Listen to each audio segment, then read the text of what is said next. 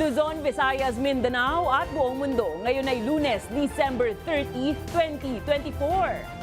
Ako si Barbie Mulak at ito ang Balitang A to Z. 2025 National Budget. Pirmado na ni Pangulong Marcos.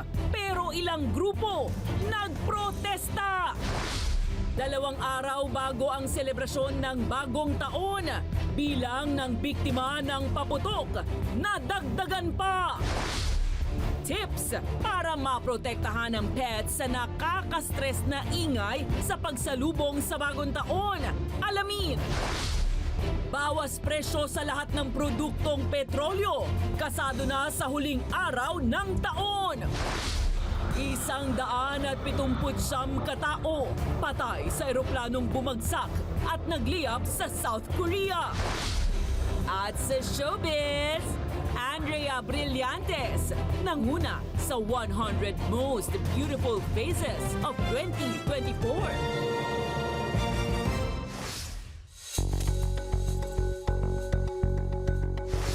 Magandang gabi, pambungad sa ating newscast. Matapos ang ilang araw ng masinsinang pag-aaral sa pambansang pondo para sa taong 2025, opisyal nang pinirmahan ngayong Lunes ni Pangulong Ferdinand Marcos Jr. ang 6.326 trillion peso na national budget sa 2025, kasabay ng araw ng pagdiriwang ng kabayanihan ni Dr. Jose Rizal. Sa seremonyang ginanap sa Malacanang, tiniyak ni Marcos na magagamit ang spending plan bilang tugon hindi lang sa kasalukuyang pangangailangan ng bansa, kundi maghahanda rin ng mas maayos na kinabukasan para sa mga susunod na henerasyon. Sa 2025 budget, nananatiling may pinakamataas na alokasyon ang sektor ng edukasyon na umaabot sa 1.05 trillion pesos. Sinundan ng DPWH na may 1.007 trillion pesos. Kasama rin sa top priorities ang depensa, interior and local government, health at agrikultura, habang direktang binito rin ng Pangulo ang 194 billion pesos na pondo mula sa national budget na hindi umano alinsunod sa mga prioridad ng kanyang administrasyon. Kabilang rito ang 26 billion peso para sa DPWH projects na hindi tugma sa 8-point socio-economic agenda at ang 168 billion peso na nakapaloob sa unprogrammed appropriations na tumaas ng 300%.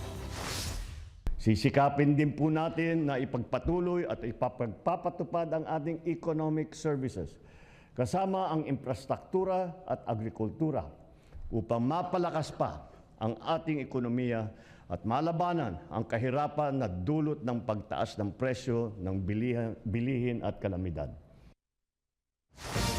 Samantala, nagkasa naman ng kilos protesta ang ilang grupo matapos pirmahan na ni Pangulong Ferdinand Marcos Jr. ang 2025 national budget.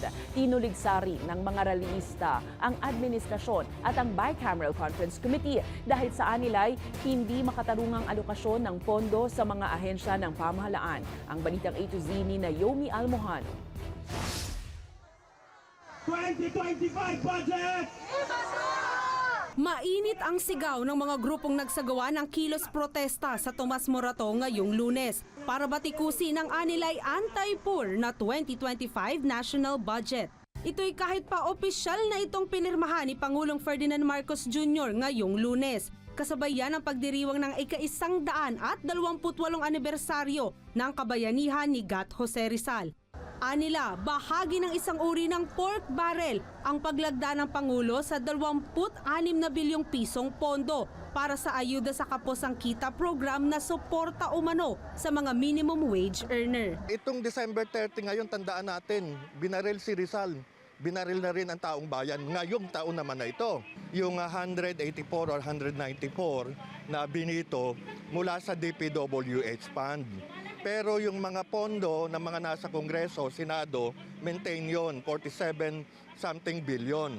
Kaya maghahati-hati na naman, makakapal na naman ang pitakan nitong mga nasa Kongreso at Senado. Ayon sa mga grupo, kahit nasa 194 billion pesos ang direktang ginamitan ni Pangulong Marcos ng kanyang veto power dahil sa hindi raw akma sa prioridad ng kanyang administrasyon, tila naisantabi raw ang mga pangangailangan ng mga mahihirap. Yung ayuda dapat nga sa OFWs yan eh. Kaya kawawa rin yung ating OFWs. Talagang nagpapakahirap para kumita sa ibang bayan, yun nga yung kapos ang kita. Kaya dapat may ayuda. So paano mabubuhay yung manggagawang Pilipino at yung kanilang pamilya? Yan hindi nila maintindihan kasi iba na ang utak ng mga nasa gobyerno kasi may pera sila eh. Dahil ninanakaw nila yung malaking bulto ng pera eh. Paliwanag naman ng Department of Budget and Management. Yung AKA po, it's still there. It's just that bago po natin ma-release yung pondo, we need to issue guidelines po together with DSWD, DOLE, and NEDA po para maging consistent yung pagbibigay ng AKAP. Pero buwelta ng mga nagprotesta, ito na ang pinakakurap na budget na naipasa sa bansa. Bit-bit nila ang higanting replika ng perang may muka ni Pangulong Marcos at ng mga miyembro ng Bicameral Conference Committee na anilay nakinabang sa pondo. Pero paliwanag ng Pangulo, Sa sambayan ng Pilipino, nakikinig po kami sa inyo. Ito po ang ipapasang General Appropriation Act ngayon. Kasama na ang mga veto ay resulta ng aming pagdinig sa inyong tugon. Makakaasa naman po kayo sa budget na ito. Ipapagpatuloy at papalawigin pa natin ang ating serbisyo sa inyo alinsunod sa ating Philippine Development Plan ng 2023 to 2028. para sa Balitang A to Z, Naomi Almojano. Sa kabila ng mga kritisismo, pinanindigan ng economic team ni Pangulong Ferdinand Marcos Jr. ang pinal na bersyon ng 2025 national budget. Ayon kay Budget Secretary Amena Pangandaman, siniguro ng Pangulo na mapopondohan ang mga karapat-dapat na proyekto alinsunod sa Philippine Development Plan. Paliwanag pa ni Pangandaman, mananatili ang kontrobersyal na AKAP Aid program, ngunit ito ay isasailalim nga sa conditional implementation. It's important to have a budget, diba? All of us, that's why we went through that process because lahat po tayo, gusto natin magkaroon tayo ng budget sa darating na taon. Ayaw po natin ng reenacted budget dahil gusto po natin tumaas ang ating ekonomiya. Hindi po tayo pwede bumalik dun sa level natin this year kasi bababa po.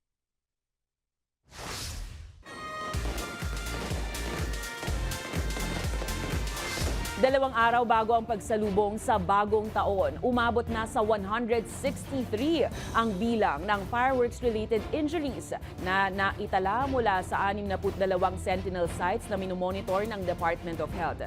Higit na mas mataas ito ng 50 kumpara sa 113 na naitalang kaso sa kaparehong panahon noong 2023. Sa bilang na ito, 135 ang bilang ng mga biktimang edad 19 pababa na karamihan ay lalaki.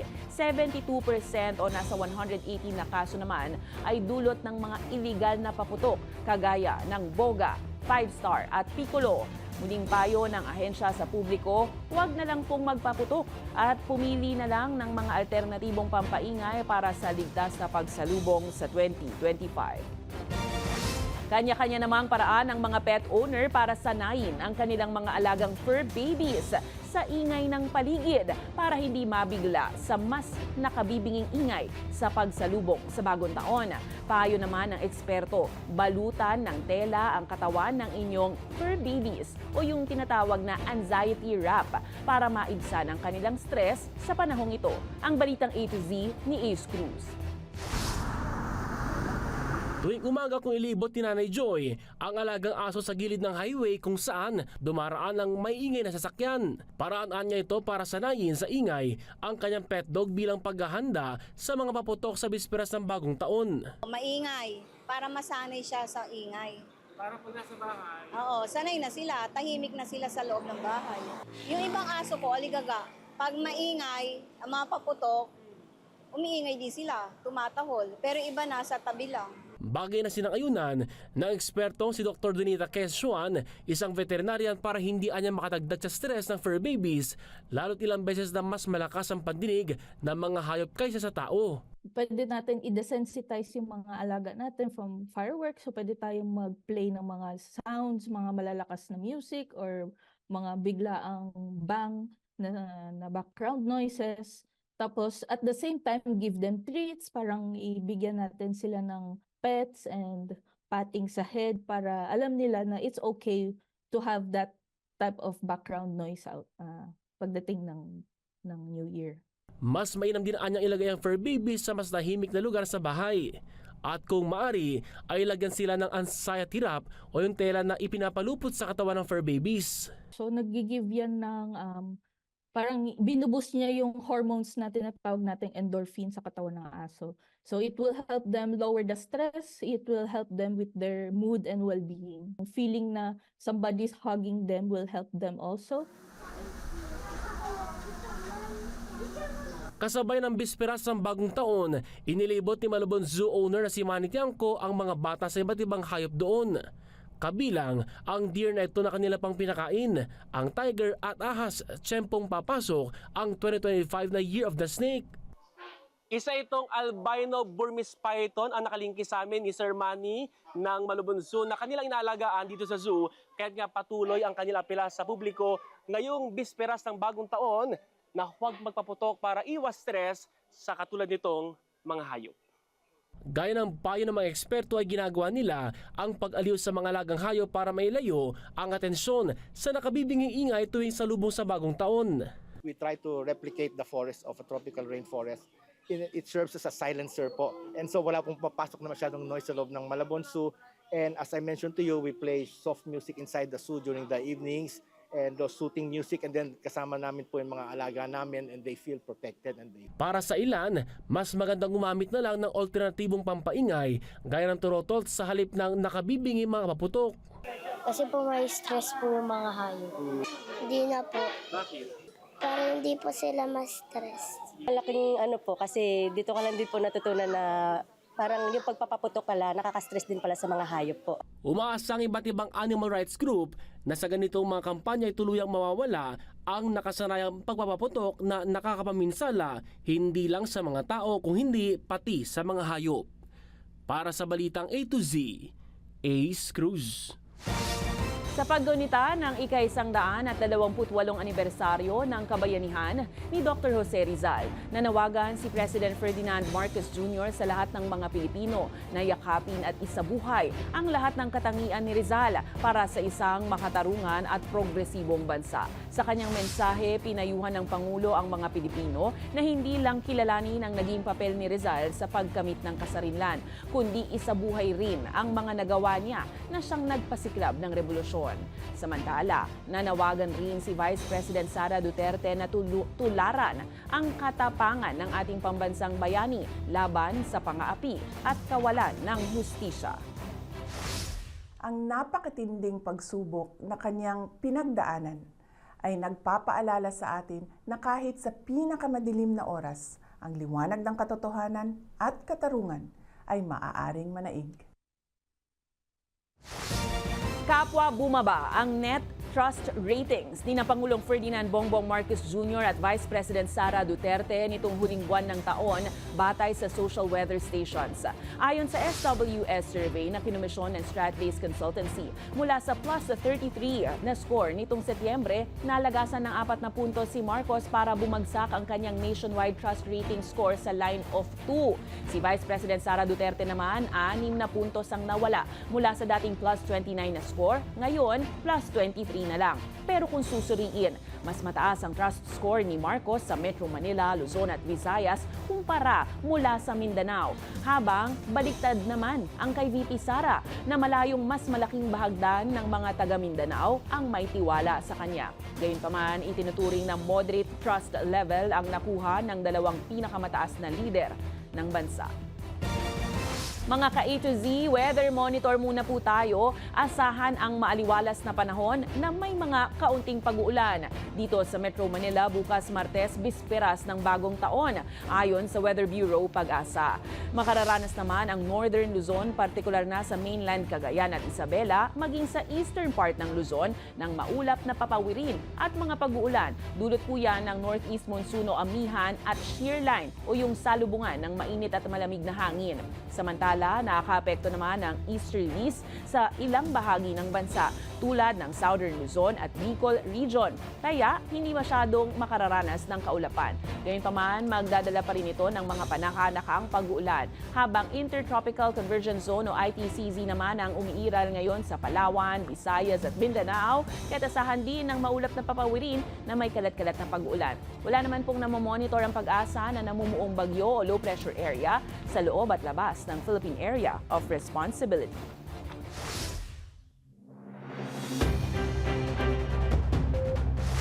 Good news po para sa ating mga motorista magpapakarga bago ang bagong taon. May bawas presyo po sa produktong petrolyo na sasalubong bago ang 2025.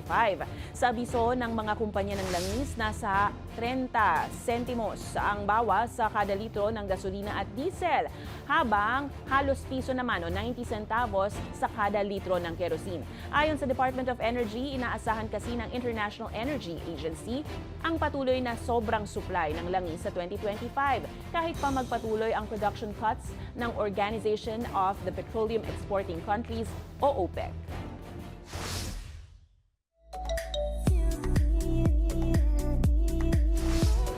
Ibibigay ng MMFF Best Actor Dennis Trillo ang natanggap niyang cash prize na 100,000 pesos sa mga persons deprived of liberty o with liberty na kanyang natanggap bilang Best Actor sa araw ng parangal o gabi ng parangal ng 50th Metro Manila Film Festival. Nagwagi nga si Dennis para sa kanyang mahusay na pagganap sa film entry na Green Bones.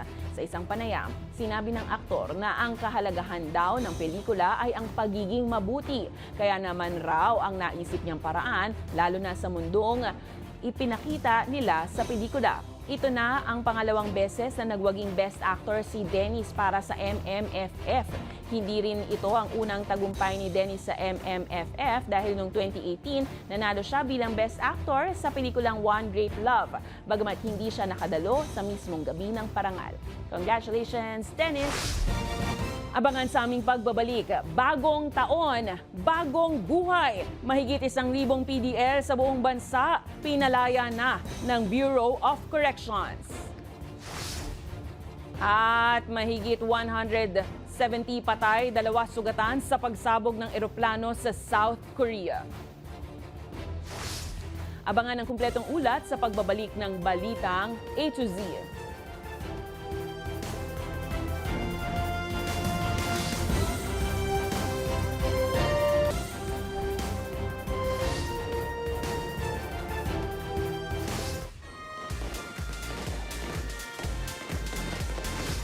Isang magandang balita po ngayong Kapaskuhan, pinalaya na ng Bureau of Corrections ang mahigit 1,000 persons deprived of liberty sa buong bansa matapos ang pagpirma sa bagong Implementing Rules and Regulations ng Revised Penal Code ng Justice Department at Department of Interior and Local Government.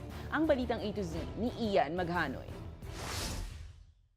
Ilang araw bago salubungin ang bagong taon, nagbago na ang kasuotan ng ilang persons deprived of liberty o PDL sa New Bilibid Prison ng Bureau of Corrections sa Muntinlupa City. Mula kulay kahel o orange, ngayon kulay puti na sumisimbolo sa bagong pag-asa. Pinaakyat isa-isa sa entablado ang mga PDL at kinamayan ng mga opisyal ng DOJ at Bucor. Kasing puti ng kanilang damit ang mga papel na kanilang natanggap, sumisimbolo ng kalinisan at bagong pagkakataon. Sa loob ng mga sobre, ang Certificate of Discharge at Endorsement Letter para sa tulong ng lokal na pamahalaan. Ngayon, sa wakas, sila ay malaya na. Abot langit ang pasasalamat ng mga PDL na gaya ni Romeo na nakalaya na matapos ang 24 na taon sa maximum security compound. Noong taong 2000, nakulong siya dahil sa kasong 3 counts of murder. Ngayon, makakasama na niya ang kanyang pamilya sa Bacolod. Tumanggap na po ako sa Panginoon, nagsisi po ako sa aking mga kasalanan at simula po noon sa biyaya at habag ng Diyos po ay nakapagsimula po ako ng pagbabagong buhay ko doon sa loob. Kasama ng mga kapwa ko inmates na nagbago rin po ng buhay na makakilala rin po sa Panginoon. Ayon sa DOJ at Bucor, ang pagpapalayang ito ay bunga ng bagong implementing rules and regulations ng revised penal code na nilagdaan ni Justice Secretary Boyeng Remulla at Interior Secretary John Vic Remulla noong December 15. Na-compute din yung GCTA nila. So hopefully next year baka mas malaki pa dahil ito bulto ito. And then this dahil heinous crime offense, i-clear pa yan sa DOJ. Karamihan po dito mga talagang due for release na even without the new IRR. Makikita nyo po yung mabilis na at marami pang pagpapalaya next year. Yun na po yung mga epekto ng bagong decision po natin.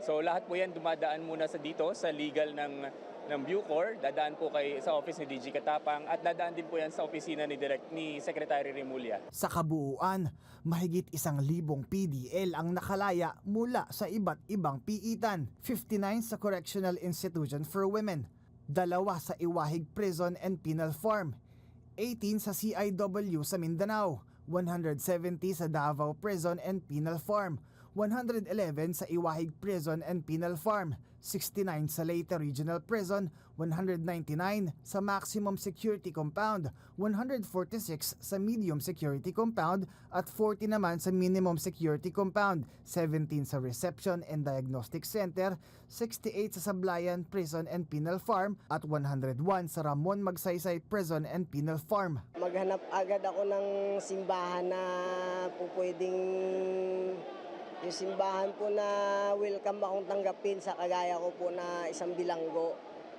At saka kahit makapagsimula po ako ng isang negosyo na maliit lang po, gusto ko rin pong maipagpatuloy yung natutunan ko sa medium nung nag-aaral po ako doon ng college po sa entrepreneurship. Pagpasok ng bagong taon, isa sa ilalim ang mga bagong laya sa reintegration programs sa tulong ng lokal na pamahalaan para matulungan silang makapagsimula ng bagong buhay kasama ang malayang lipunan. Para sa Balitang A to Z, Ian Maghanoy.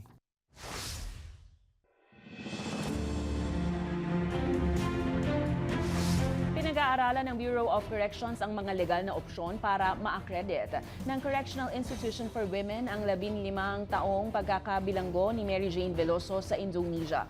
Ayon kay Bucor Chief Gregorio Katapang Jr., wala pang direktiba mula kay Pangulong Ferdinand Marcos Jr. o maging sa Department of Justice kaugnay ng hinihinging executive clemency para kay Veloso. Matatandaan kamakailan, inamin ni PBBM na malayo pa ang pagkakaloob ng pardon kay Veloso dahil pag-aaralan pa at bubusisiin ang naging kaso niya sa illegal na droga sa Indonesia. Sa level namin, walang pinag-usapan yung mga clemency, parole. Ang pinag-usapan muna is how to accredit yung kanyang time served sa Indonesia. Kasi kung hindi ma-accredit po yun, kawawa naman, sayang naman yung 14 or almost 15 years na pagkakulong niya sa Indonesia. So, but it has to have some legal basis kung bakit mabibigyan siya ng count. Yung sentence served niya sa Indonesia can be counted as sentence served here in the Philippines. Tiniyak ni Pangulong Ferdinand Marcos Jr. na hindi maapektuhan ang mga benepisyo ng PhilHealth sa kabila ng pagbabawas sa pondo ng ahensya para sa 2025. Sa paglagda ni Pangulong Marcos sa 2025 General Appropriations Act, inihayag ng Pangulo na tuloy-tuloy pa rin at mas lalawak pa ang mga benepisyo para sa mga Pilipino sa ilalim ng PhilHealth. Ayon naman kay Finance Secretary Ralph Recto, may sapat na pondo ang ahensya para magpatuloy ang operasyon nito. Binigyang diin ni Recto na magiging mas masinsin ang Department of Finance sa pagmonitor ng PhilHealth, lalo na sa mga pinakakaraniwang sakit ng mga Pilipino. We in the Department of Finance next year, tututukan namin ang PhilHealth. We will make sure that we spend that budget better.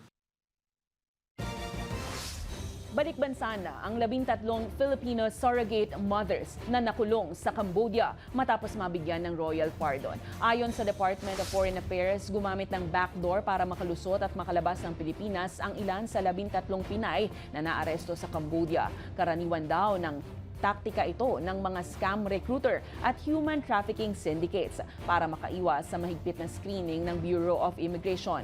Kasalukuyan naman ang investigasyon at nakikipagkoordina ang gobyerno sa iba't ibang ahensya patungkol sa mga legal na hakbang laban sa mga recruiter. That is something that the Interagency Council Against Trafficking, the IACAT, under the DOJ, and the DFA and DSWD and many other agencies are part of it, is working on getting their testimonies to see what legal action can be taken against the recruiters, and more important, to ensure that no more Filipinas will be cheated and lured into this scheme. Posibleng ipaampon naman ang mga anak ng 13 Pinay na surrogate mother na hinatulan sa Cambodia ng human trafficking at na-repatriate nga pabalik ng bansa, ayon sa Department of Justice. Paliwanag ni Justice Undersecretary Nicholas T., susuriin ito ng Department of Social Welfare and Development at National Authority for Child Care. Maaari ring kunin ng gobyerno ang kustudiya ng mga bata kung mapatutunayan na hindi kaya ng kanilang surrogate mothers na alagaan sila ng maayos. Maalalang pinatawad ng gobyerno ng Cambodia ang 13 Pinay, ngunit ipinag-utos nila na hindi maaaring ipagbili ang mga bata. Nagbabala rin ang DOJ laban sa mga illegal na recruiter na nagtutulak sa mga kababaihan na labagin ng tamang proseso ng labor at immigration. Sana i-report nyo sa amin, no? Para mahanap namin yung mga taong nag-recruit at may iparap sila sa batas.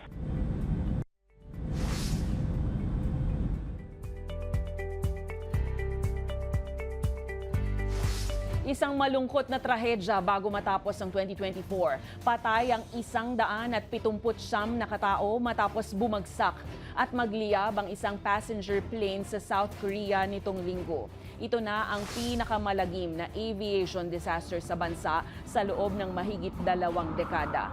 Ayon sa mga opisyal ng local fire at aviation expert, posibleng may depekto sa landing gear ng eroplano. Nagpadala rin ng mayday call ang piloto matapos maabisuhan patungkol sa mga ibon malapit sa paliparan.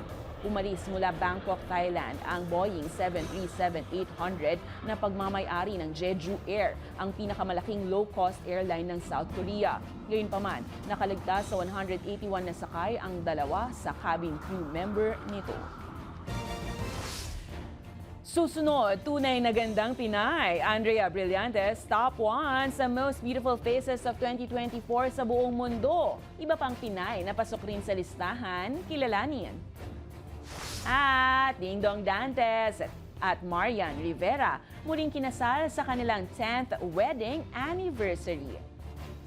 Manatiling nakatutok, kayo ay nanonood ng Balitang A to Z.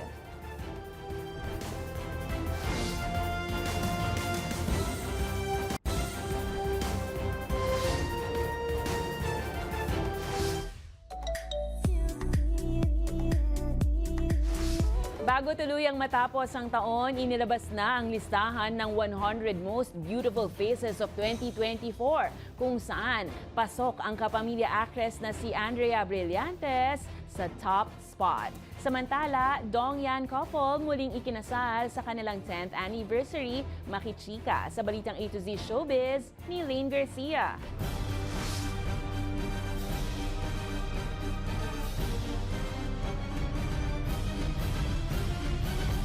Brilliant the most! You can't believe it! Pasok sa number 1 spot ng 100 Most Beautiful Faces of 2024 ang kapamilya star na si Andrea Brillantes. Sa kanyang Instagram post, nagpakita si Andrea ng kanyang face card na pinangalanan siya bilang pinakamagandang mukha ng 2024 matapos ang 16th spot noong 2023. Kilalang prestihiyoso ang 100 Most Beautiful Faces ng TC Candler at the Independent Critics. Hindi lang ito tungkol sa kasikatan, kundi sa kabuuang ganda, grace at diversity. Hindi ito isang popularity contest o country-specific ranking. Ito'y seleksyon ng 100 pinakamagagandang mukha mula sa 400,000 plus ng mga sikat na tao sa buong mundo. Hindi lang si Andrea ang bumida. Pasok din sa listahan ang iba pang Filipina tulad ni Janine Gutierrez na nasa 28th place, Liza Zuberano na 31st place, Bel Mariano 52nd place, Ivana Alawi, 69th place. Jilly Duncan ng K-pop group Uniz sa 82nd place. At si Aya Arceta ng Bini sa 88th place. Way to go, ladies! Samantala, Dongyan forever! Muling ikinasal ang power couple na sina Dingdong Dantes at Marian Rivera kasabay ng kanilang 10th anniversary. Naganap ang emotional na vow renewal ceremony sa Immaculate Conception Cathedral ngayong December 30. Sa Instagram stories ni Dingdong, ipinakita ang mga highlights ng kanilang pagdiriwang. Isang pagpapatunay na Dongyan love is forever. Matatanda ang December 30, 2014 nang ikasal ang dalawa at ngayon ay may dalawang anak na sina Zia at Sixto. Para sa balitang A to Z Showbiz, Lane Garcia. Kung kayo ay may kwentong kakaiba, mga kwento ng pag-ibig o storya ng inspirasyon at pag-asa, maaari niyo tong ibahagi. Sumali sa ating Facebook group na Balitang A to Z. Panoorin ang replay ng ating programa at sundan ang ating social media pages. Hanapin ang Balitang A to Z. Ang ating pabaong quote of the night ngayong Lunes ay mula sa ating pambansang bayani. Walang iba kundi si Dr. Jose Rizal. Anya, walang mang-aalipin kung walang nagpapaalipin. At yan po ang mga balita at impormasyon, mga kwentong may dalang inspirasyon na tinutukan ng Balitang A to Z. Paalala lamang po, pilian po nating ipagdiwang ang pagsalubong sa bagong taon sa isang ligtas at mapayapang paraan dahil 2 tulog na lang, 2025 na. Ako po si Barbie Mulak, maging maalam, makialam. Magandang gabi sa iyo, Pilipinas.